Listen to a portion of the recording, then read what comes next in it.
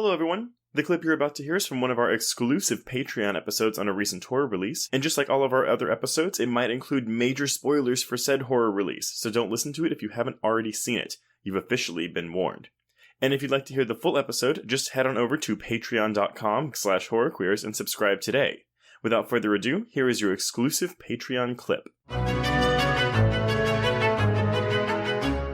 I don't know, because he's in that cave wherever Javi was, and I'm kind of like, because I saw some people theorizing that maybe he becomes the Antler Queen, or King, I guess, in this case. Oh my god, no! Well, so here, did you see this? So in one of those flashbacks where he's playing games with his husband, he stands up, and he's in front of the fireplace, and there's a deer head behind him, but the way his head is framed, he's blocking the deer head, and the antlers are coming out of the back of his head. Okay. I mean, this show is definitely planting Easter eggs, so you know what? I take back my, come on. I know. Well, but I will say, I thought that his flashbacks felt very, not unnecessary, because I do think we should get to know this character more, but they felt very out of place. I felt like they were helpful in letting me understand that he was so detached from the girls and their world, right? Like, he really was not engaging with anybody except for Misty. And I like that this closeted character got to experience a kind of like fictitious amount of joy. Like, you know, I think of myself and that's where I would go to, right? Like, I would build this perfect escapism with this boy that I loved. And I appreciated getting to see that because we haven't really gotten to see much of it on the show. But yeah, I could understand why you maybe felt the way you did too. Yeah, I mean, it's just like, I feel like a lot of times we have like this intercutting, this thematic relevance, you know, like when Natalie dies, it's we're cross-cutting between that and her getting crowned the Antler Queen, right? Whereas Ben's stuff, because we don't have a present day version of him, we're not able to do that. Right. So him getting flashbacks in the past when no one else is getting that, I was kind of like, oh, this structurally doesn't really work for me. But again, I agree with you. It's helpful to give us insight to this character.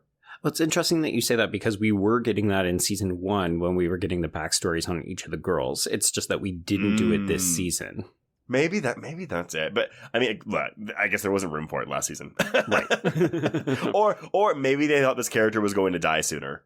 Potentially, yeah. Like, they may have changed or tweaked their plan as they developed this. I mean, I wonder if it was always going to be Coach Ben who burned down the cottage, or if there was ever an idea that Natalie might have joined him in Javi's cave. But, I mean, I'm very intrigued to see how or when or if this character continues to make an impact, because if I was him, I'd be holding up in that cave and praying for spring. Yeah, no, 100%. 100%.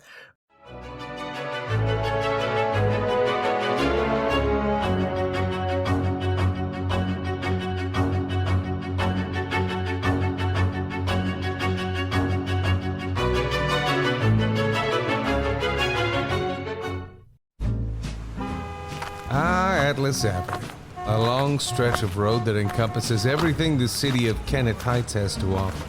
Neon lights, traffic, crime, the hustle and bustle of everyday life, and the craziest of characters. My office was above it all.